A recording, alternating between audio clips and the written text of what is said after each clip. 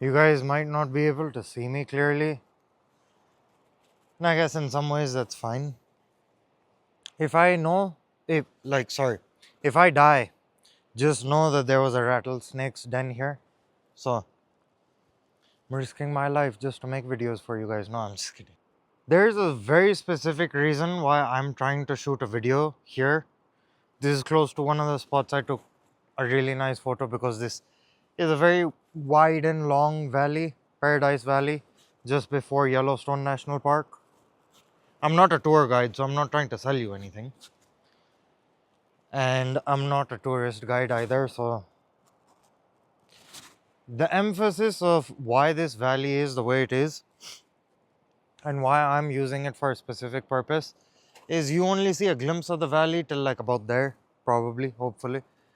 But there's some part of the mountain that the valley starts somewhere there, and it's 26 miles to the place where I work, which is somewhere there, and then it's another 20 minutes and then you hit Yellowstone.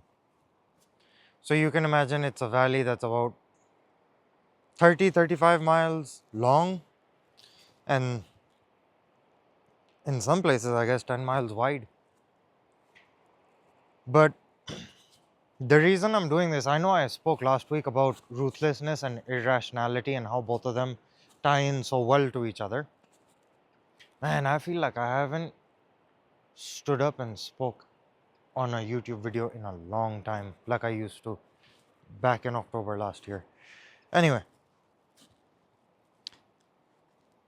I was talking to someone and I guess you could say I confronted them.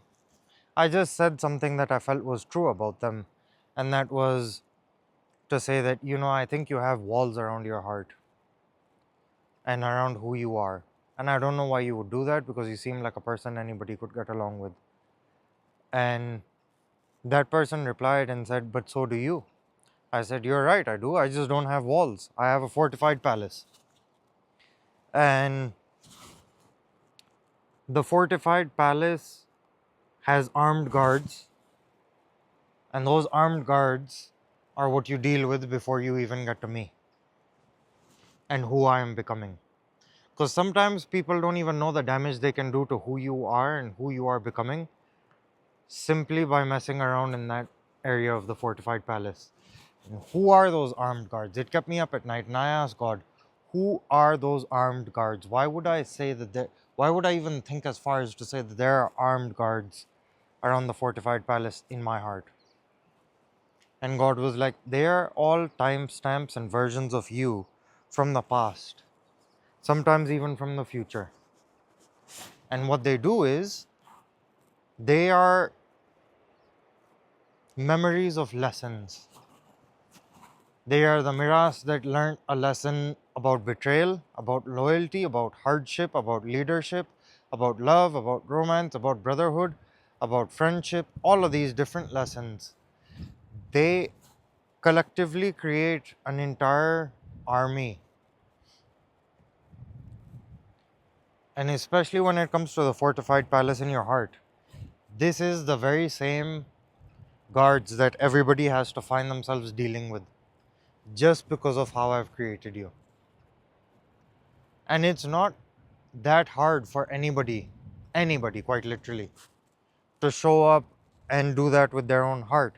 I'm not saying that protection is bad and protection is good when it comes to your heart. Just guide guard your mind and guard your heart the same way. The reason it says guard your mind is because this is something that can easily influence the heart. If you convince yourself that you like that girl and that there's something there for long enough, your heart will follow suit in it. And that's why you have to have some sort of protective mechanism, not from God, not from good people, but a protective mechanism from understanding that Satan is always listening in on your prayers. Satan is also always listening in on who you are as a person, the conversations you make with people. He's listening to it all the time. And it's not a joke. And if he can, he'll manipulate you with some of the best things on the planet, or seemingly best things. Now, the further on you go along with this, you see that his agendas are always to mislead you. And sometimes misleading you means pulling your heartstrings, pulling the parts of your mind that you really love to live in. How does the valley play into all of this? It kind of doesn't. I don't like valleys, I like mountains. I hate beaches. Sorry. But the valley plays into this in a very unique way. And if you bear with me, you'll understand exactly what I'm trying to say. The thing about this valley is it's 36 miles long, like I just said. Now, if I gave you all of this land from there somewhere all the way to there, let's say I was a gazillionaire and I could buy everything out, and everybody wanted me to buy everything out. Let's say I gave you all that land. What would you do with it? Have you ever thought? This is where it gets into heart realms. Everybody's so focused on guarding their heart, but they don't even know what's in there. Have you ever thought about it that way? Yeah, I have walls around my heart. There is nothing there. You don't even have a solid vision and image of what your heart looks like. What are you guarding? Bunch of random things. You may as well just be a hoarder, putting walls around stuff that's just garbage. Have you even sat down ever and organized in your own mind what your heart realm must look like? So, if I gave you all of this, which God gives to you, and imagine this was your heart for a minute, what would you put here? Would you put a city in here? Would you put a town? Would you just put your mansion in the middle and just have wilderness all around you? Would there be wildlife there? Would you have a white picket fence house? Would you just have a rustic cabin? Think. This is your heart, not mine. I know what my heart looks like on the inside. I understand my heart realm very clearly. I did this more than 6 months ago, where I just sat down with God and I asked Him, I was like, I want to see what my heart actually looks like, because I'm not even familiar with my own heart. How the heck am I supposed to know who I'm giving it to and why I'm giving it to them? And when I saw what my heart looked like within, God showed me all the places that I love to spend time in. He gave me a grand tour of what my entire house looks like, my entire heart realm. And He showed me the places that I most frequent with Him. And He's like, there are a few places that you live in every single day. You don't even go to the mansion that's there. And that was very important, because now I can just sit somewhere after I create relationships, after I go through hardships, after I learn lessons that are very valuable to me. I can just sit there in solitude, which a lot of people are afraid to do for some reason, which is kind of weird. But I can quite literally just sit there in solitude. And something that helps me is imagining my heart realm. Can place a new guard in the fortified palace. And I can understand what I'm refining, what I'm renovating, what I'm building, what I'm creating. But it starts with this given structure that I have in my heart. And what that structure does is it's like a foundation. I know the foundation of my heart. And I know the structure that everything in my heart realm has. And when I start adding things and removing things, it becomes easier, because you're not getting rid of the structure, you're not getting rid of the foundation. You're making cosmetic changes or changes that are not practical. If you're me, then it's just changes that are not practical for your life anymore. So when you think about heart realms, I want you to imagine if you had even just this meadow instead of the valley. what would your heart realm look like? Have you even thought about how big your heart can be? That is nothing compared to what's inside of your heart. This entire big valley and this meadow is nothing in comparison to what's inside of your heart. You guys have just not been taught that.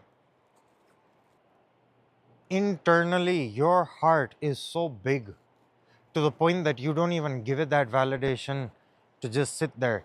This is why you're mentally not stable, emotionally not stable, socially, financially, spiritually. You're just not stable because you don't even have a given image and vision of what your heart looks like. This is why you don't even understand love expression. Love language, we already spoke about, it's complete garbage. But if I told you about love expression for long enough, you guys would begin to understand why. And this is one of the key ingredients. This is like one of the.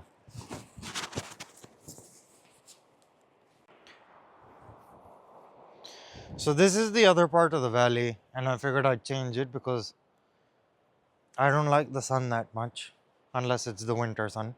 But so that you guys can see that part of the valley. Now, like I was saying, it isn't even about making it fancy. Your heart is what your heart is. And you've been through what you've been through, and you turned out the way you are. So if you don't even understand your heart realm in that direct way, that you're just like, or even just understand your heart in the way of what you've been through and what your experiences and your lessons are, how does it make sense? I know I'm showing you this part of the valley, but let's say I just gave you from here till where those trees are, with the creek that's just down there. What would you do with that? How would you create a foundation and structure around your heart to the point that you can begin organizing it? You don't even know what's in your heart. Why are you trying to hand it over to other people? It doesn't make sense that you're trying to just hand things over to people, that you could be handing people ticking time bombs. That is your heart. And you just think you want to be loved. This is a false illusion of love. That's what Satan does. He often tempts you with things that you think to be true, things that you think and tend to think to be positive and loving and all those other things, just because that desire, that drive, and whatnot plays a very different role in life. And sometimes what you'll often see is that when it comes to heart realms, the prophets could feel heart, not just even heart realms, spiritual realms. While they were like me, sitting here, standing here, they could feel entire spiritual realms. That's why they were sensitive. That's why they were emotional. Because there's emotional energy everywhere. You don't even know how you can leave emotional energy in trees, even dead trees. The capacity that things have to store emotional energy is unmatched. I can guarantee that to you. I learned this a while ago. I you have a special calling when you find people that just come to you with negative energy, and they can keep coming and they can keep coming and they can keep coming, and you have a tolerance for it because your heart has that capacity to hold in that emotional energy. And what it does is your heart is a catalyst to turn it into a positive force. You can literally convert that emotional energy. And I'm not talking about spiritual woo woo, juju, vibes and energy. I'm talking about actual emotional energy. When you don't even know what you're. Now, see, before I continue, there's going to be some idiot pastor and some idiot geek, one of you theologians, geeks, and some Bible scholar dork that's going to be like, oh, but you know, the Bible says the heart is supposed to be the most deceitful thing in our creation. Screw you. If that's what you believe about God's legitimacy to create you, then please go ahead. That's a false teaching. The heart is not deceitful above all ways, it is incredibly deep. It can be deceived, at which point in time it deceives others, but it is not a deceitful force. It is a deep force. That's why when your heart swings, it swings with so much weight to wherever the emotional pull is dragging you. Because that's how much momentum is generated just because of that. Your heart has a capacity unlike any other. So if you are a theologian, if you're a pastor, and if you're some sort of dork Bible scholar, please piss off because this video is not for you. You don't even understand why God would create a heart only to make sure it's deceitful. That means God contradicts himself, and if God contradicts himself, none of this exists. So please piss off. Ask God rather than sitting there and reading your Bibles and your books. Ask God. If I had the opportunity to read the Bible or talk to God right now, I would 100% talk to God right now, which I do every day. Because I heard a pastor speak about this 2-3 weeks ago, and he said, God can only speak through the Bible. No, he doesn't. I can biblically prove it to you. He doesn't speak through the Bible. He spoke to Moses with a burning bush. Most pastors don't even have the faith to understand that there could be a bush burning and God's trying to get their attention. Most pastors wouldn't even have the audacity to talk to God. I can prove it to you in so many ways, biblically and unbiblically. Here's a story that actually relates to what I'm talking about when it comes to heart realms. Today is the 11th of July, 10th or 11th of July. A couple of days ago on Sunday, I was called to this area again by God because something happened and we might start seeing some changes soon, which I can feel in the air quite clearly. Can you feel it in the atmosphere? The wind's different. The air is different. I was called to that, what we were originally facing, that way. And I can leave a photo in here if you like. And what I was doing basically was God told me to come here and sit here for 2 hours. So I sat there on the motorcycle for 2 hours and it was 30 degrees Celsius. I don't like hot weather at all. The clouds stayed stagnant and I sat there for 2 hours. I didn't even say anything. I just sat in God's presence. It's like we were waiting for something, but we didn't know what we were waiting for. We were just waiting. And by the end of the 2 hours, I asked God, where are you? Can you please do something or show me a way in which I know you are here? Then I did it again on Monday. And I did it again on Tuesday. On Wednesday, by the end of my work day, I went to a bridge that's close over a creek. That's kind of close to where I work. Hopped on the motorcycle, went there, and I'm asking God, can you please show me where you are? And there was a guy sitting next to the creek, not on the bridge, next to the creek. And God says, you need to go talk to him. I spoke to him for an hour. And when his rescue team, his parents came up to pick him up, they said he's been stranded here for 24 hours. He spent the 24th hour with me. All because I was willing to listen and obey in my heart. Heck, even I thought he had a gun. And he did. I just didn't care. I said, if God's telling me to go talk to that person, that's exactly what I'm going to do. I spoke to that guy. He poured into my heart. I poured into his heart. He said something about me, which spoke directly into my heart.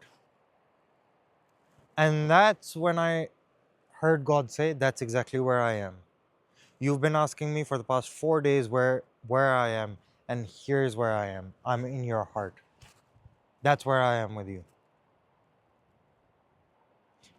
And on that day, you will realize that I am in the Father, and the Father is in me, and I am in you. You know what's interesting? This man been through a stroke. He's 54 years old, been through a stroke, lost eyesight in one eye, lost half his calf muscle, been through a few surgeries. And on top of that, he's going through a divorce because his wife falsely accused him.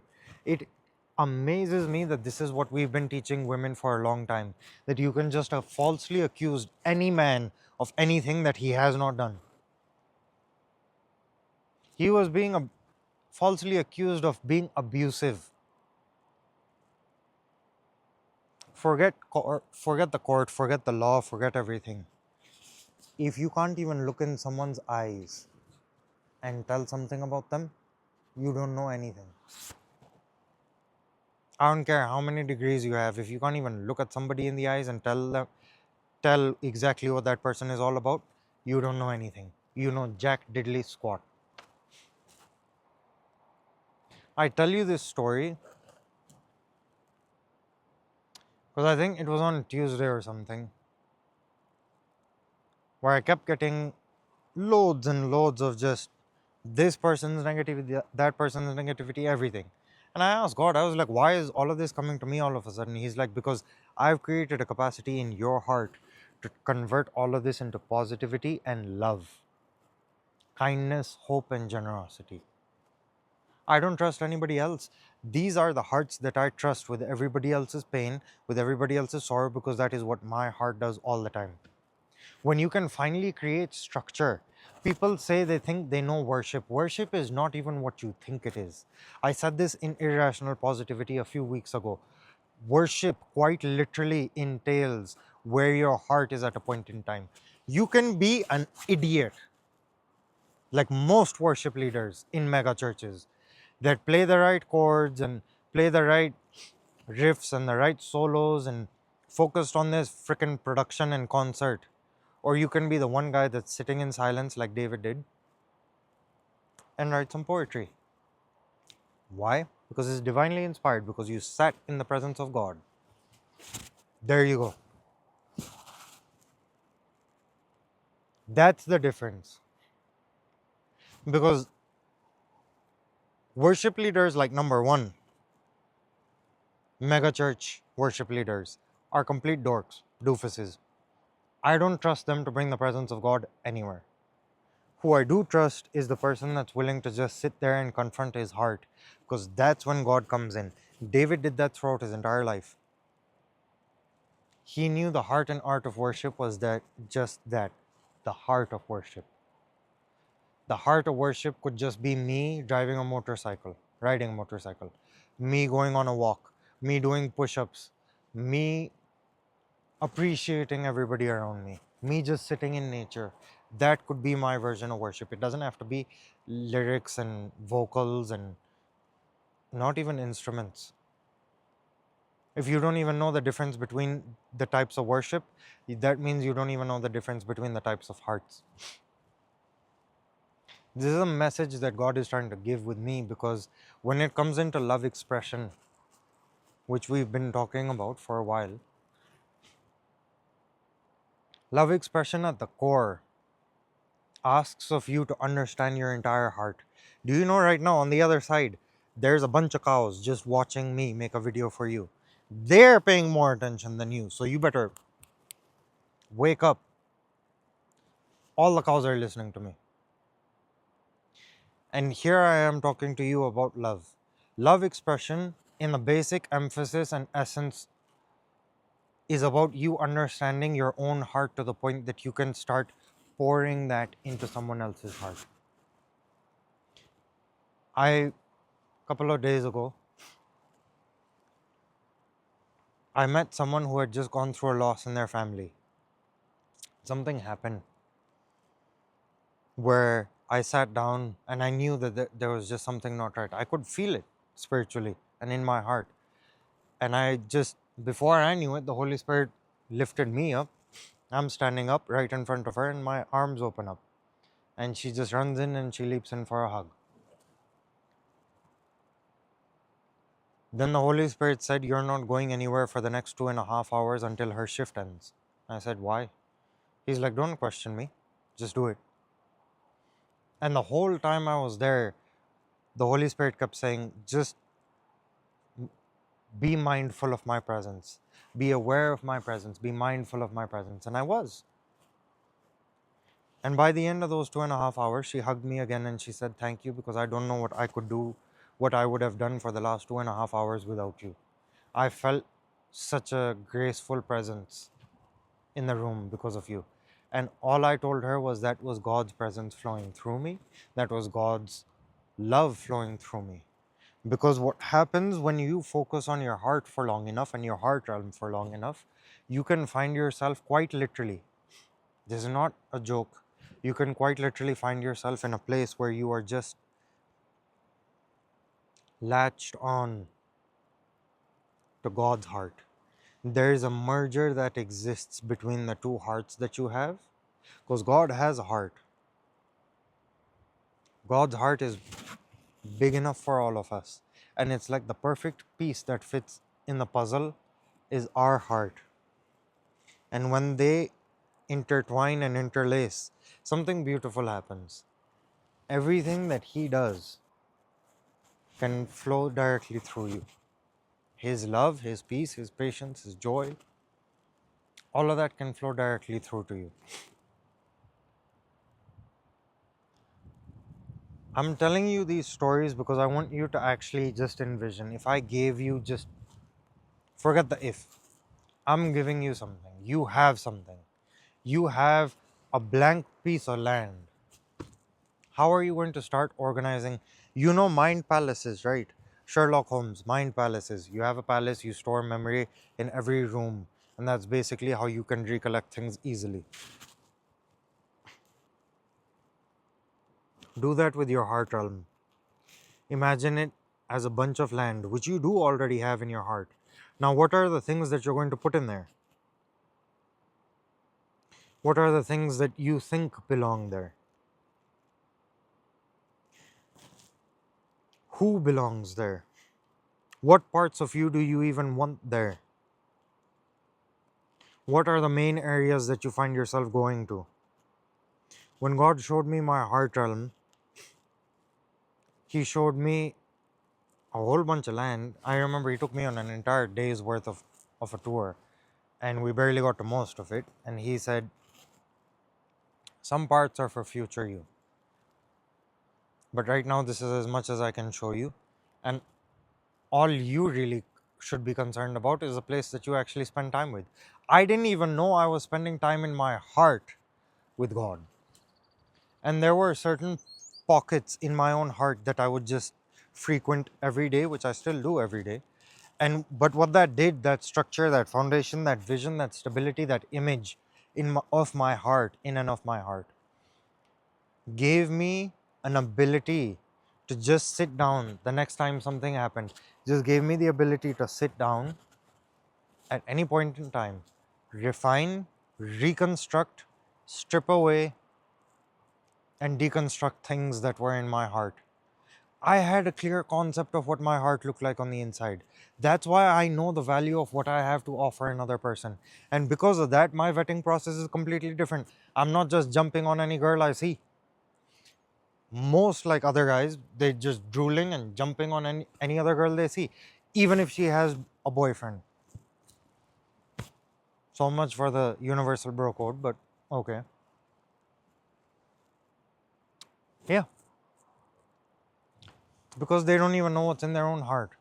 And you strip away a man's heart, you lose society as a whole. I don't know if somebody already came up with that quote, but if they didn't, then it's mine. You strip a man away of his heart, you confuse him about what it's for and what it's about, you effectively lose society as a whole. Society is built off of the backs of men. Yes, women have their place, women are beautiful, beautiful people. But there's just some things that men have to face the brunt of and not women. That's why they're used to give life. Imagine if a man had to produce life. That child would not be great. There's a reason why women have the beauty of birth giving, life giving. Yeah. Anyway, don't think that I haven't forgotten, because I haven't. I hope you guys have been kind to dogs, and I hope you guys continue to do so. I hope you can also start seeing the difference between June and July, where you were positive to people, and the month prior to that, where you weren't positive at all. Because you can genuinely absorb that negative energy, emotional energy, and you can make it a catalyst for positivity. So if someone gave you crap about something, you can literally convert that energy into a positive force for them. And they'll be happy with you. They'll appreciate you. Because you never know when someone is hanging on by a thread. You never know when someone's frustrated, or it might just be that last day for them. Continue to be positive. Buy a dog a treat. I might. As soon as I'm on my way back, I might just do that. And I also just realized me getting a haircut is also considered work because I want to look sharp for you guys. So there you go. But I hope you guys have a great rest of your week. And I hope you can take in the lessons that are necessary. The cows are still watching me, by the way. There's like 15 of them now. And they're still paying attention to what I'm saying. So I hope you guys were paying attention. Because the cows, at this point, if you're not listening, the cows were listening. And probably they're going to end up more blessed than you. Or if I speak into them, if I speak this life of the spirit into them and they get turned into hamburgers, then it directly impacts people, indirectly impacts people. We'll work on that one. Anyway, have a great week. Be a positive force for the world. Be loving. And especially if you can give it to dogs, because they're always giving love. They're never, hardly ever receiving love that's unconditional and non transactional. Please do that for the dogs too. It's just that type of month out of the year for me. And if you know, you know. But have a great week ahead.